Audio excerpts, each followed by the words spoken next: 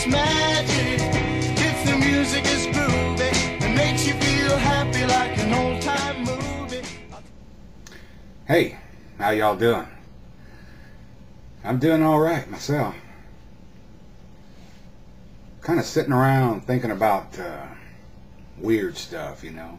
Thinking about magic. Do you believe in magic? I'll let you know how I feel about that in a minute. I think a lot of people have the wrong idea about what is magic and what is not, maybe. I think they look in all these dark corners and they want weird stuff and they want weird powers and godlike powers to change the conformity of nature and all kinds of Aleister Crowley stuff. And maybe they're missing the point. I think magic is everywhere. I think that we're surrounded by it and we don't even necessarily recognize it. It's kind of like an old Taoist Zen story, you know. These two fish are swimming around in the water, and one fish says, I heard about this thing called water. Wonder what it is. And the other fish is like, huh? Water is everywhere, man. You're swimming in it. Your whole world is water. But that first fish, he couldn't grasp that, you know. He couldn't see it. He couldn't feel it. And I think that's the problem that a lot of us have in our day-to-day lives is feeling the magic, seeing it. We use the word magic, okay? It's just semantics. What if I change that to the Tao, the flow, the way it is, the interconnectivity of all things? Because that's how I really think about it. When I want to see magic, I just look at plants, or I look at seashells, or I look at the sky.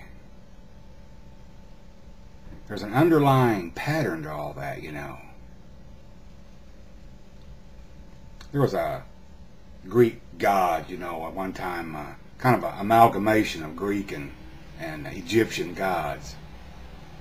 They put together the god Thoth and the god Hermes, and they came up with Hermes Trismegistus. Hermes thrice majestic.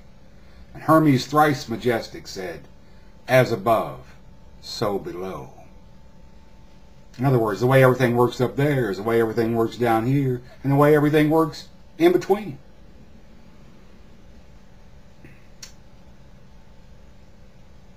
Old Siddhartha Gautama, you know. Old Sid, he said about the same thing. Everything is interconnected. There is no this or that. Everything is one way. It all flows.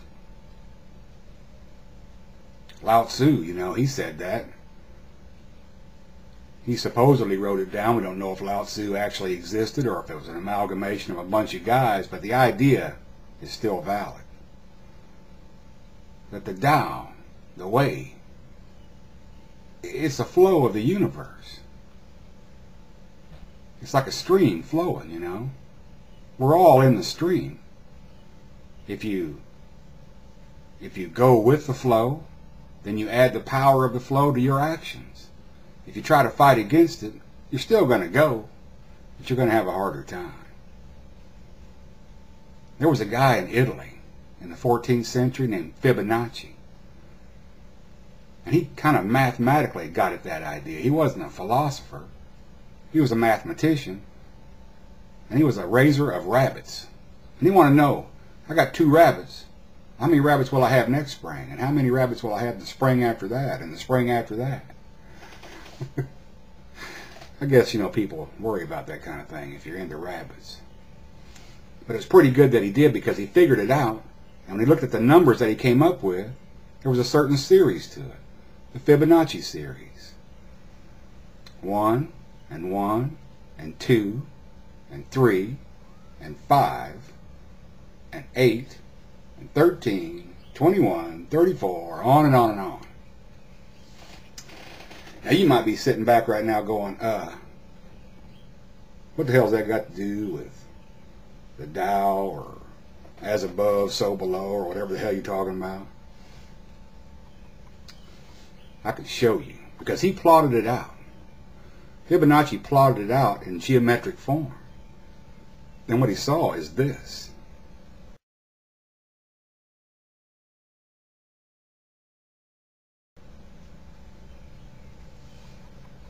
Now you say, well, okay, that's kind of neat, I guess. But look where else it shows up. Like here.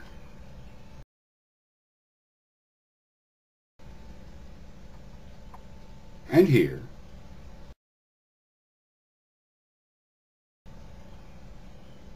And don't forget here.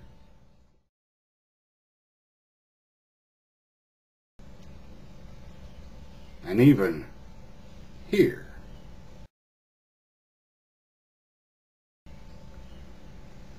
You see, it's everywhere.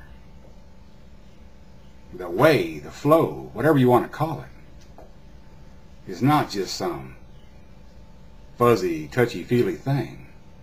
It's mathematically proven. Throughout the universe, things are a certain way. I think that's pretty cool. And I think that that is what magic means. When you look at the flowers and the petals and the leaves on trees, they're set up in Fibonacci series. And you say, well, that's just because the earth, you know, tilted at a 23-degree axis, the sun strikes a certain way, and the plants biologically and evolutionarily have formed that way. And that's a valid statement. But what about galaxies? I mean, when you get down to it, I don't think that you can deny it. And that is the magic of the universe, don't you think? I mean, people worried about learning some magic spells or figuring out telekinesis or, you know, just any number of weird esoteric things. And they overlook what I think is like the true magic in the world. Just the other day, I saw a magical shapeshifter in my yard. I did. You don't believe me?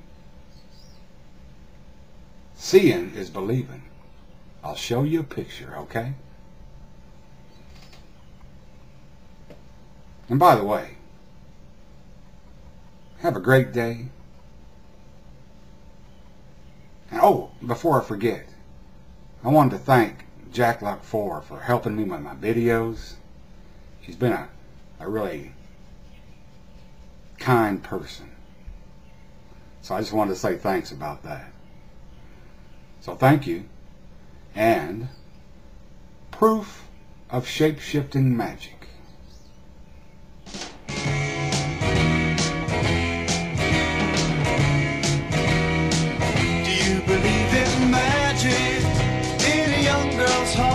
How the music can free her whenever it starts, and it's magic. If the music is groovy and makes you feel happy like an old-time movie, I'll tell